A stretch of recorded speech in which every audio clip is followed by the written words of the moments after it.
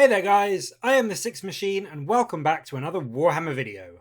So yet another very quick one in the run up to the Eldar vs Chaos box, which is going up for pre-order this weekend. We are getting another look at one of the staple Eldar rules, and one which has actually changed in quite a significant way from their 8th edition Codex, and that is of course battle focus. So as you can see, in its current form, Battle Focus lets you pretty much move and advance and fire all of your weapons, except heavy weapons, as if you hadn't moved. It's nice, it's simple, it gets you a bit of extra mobility on most of your units, and still lets you keep up with that blistering Eldar firepower that the army is known for. The new version of Battle Focus, which immediately you can see is, if nothing else, much more wordy, has got two separate, but in some ways similar effects. Firstly, you can still shoot after you've advanced, so you still have got that mobility and firepower mix in your army. If you were worried that you're going to be losing that, it doesn't look like that's the case. The only big difference now is that it isn't just exclusive of heavy weapons, it is only assault and pistol weapons that can do this. So there is a bit of a limitation there, although I think it's fair to say that Eldar have very few, I can't actually think of any off the top of my head, rapid fire weapons. I might be wrong there, but I really can't think of any whatsoever. So that limitation is somewhat inconsequential, to be completely fair. You will still be able to advance and fire with 90% of your non-heavy weapons, just like you can now. Where it really differs is in this new addition to the rule where you can, after you are done with your shooting in the shooting phase, as long as you didn't fall back or advanced, you can make a battle focus move. So after you've shot, you can then make a normal move of d6 inches. So in essence, it is still an advanced roll in terms of how far you can go, it's just done after you've shot rather than in the movement phase. It does also clarify that you can't use it to embark on transports, you can't charge afterwards, nor can you use it if you've come on as reinforcements.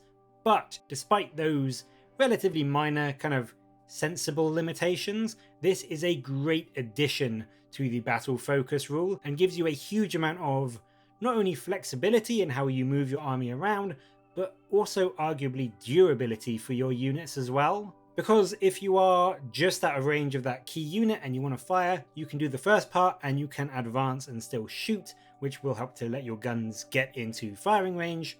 Or on the other hand, if you are already in range, but you want to be out of range after you've shot, you can now very easily fire into your opponent and then roll your d6 after you've fired. And if you roll a good 5 or a 6 on the dice, you can make a huge move backwards or sideways, so maybe getting into some terrain or behind some line of sight blocking buildings, or just making their next turn charge that much harder for them to get to you. It does mean that your units can be much more slippery and much more survivable against enemy return fire and also enemy charges. It is, if we are being honest, a very powerful rule, because I think, as we all know, movement is the key phase really. When it comes to winning games of 40k, it's so important how you position and how you move your army around. And I think all of the quote-unquote older players who remember the jump, shoot, jump shenanigans of Tau back in 6th and 7th edition, you may well be groaning at this, because that wasn't all that fun to play against really. This rule is very strong. It's a bit understated, but it is really strong if you know how to use it, and it can very well make a unit or an army incredibly frustrating to play against.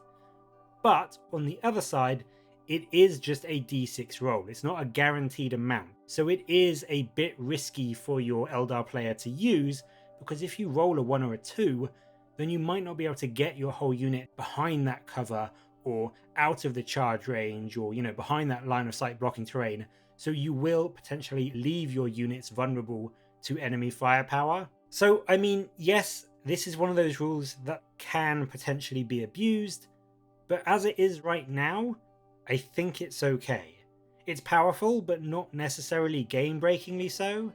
On the other hand, if there are any strats or tricks or abilities that can get you those guaranteed 5s or 6s on the dice, or do it twice, or interact with it in some other way, then I do actually worry that this could make Eldar a little bit of an unfun army to play against, because these kind of rules, as cool and fluffy as they are, they do run a very big risk of taking agency away from your opponent. And just as someone that's been on the opposing side of this against Tau and Eldar throughout various editions, seeing your army get shot up and then physically not being able to fire back just because your stuff isn't in range or you can't see the stuff that shot at you is, I will be honest with you, not a very fun way to play 40k.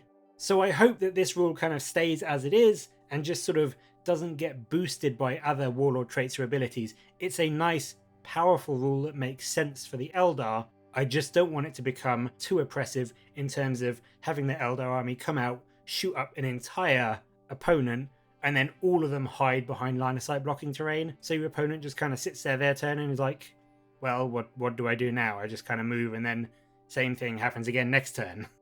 Overall though, I'm really excited to see what it's like in action and see just how slippery the filthy Eldar can be on the battlefields of 9th edition. As I said, this is a cool rule and it's a fluffy rule, and I think as it stands, based on just the wording we can see on the screen now, it's very powerful, but it's not oppressively so.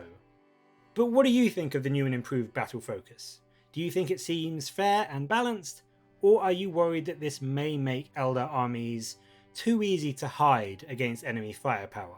Let me know in the comments below, and as always, thank you very much for watching. Please do like and subscribe for more Warhammer content from me, but until next time, I'll catch you later, guys.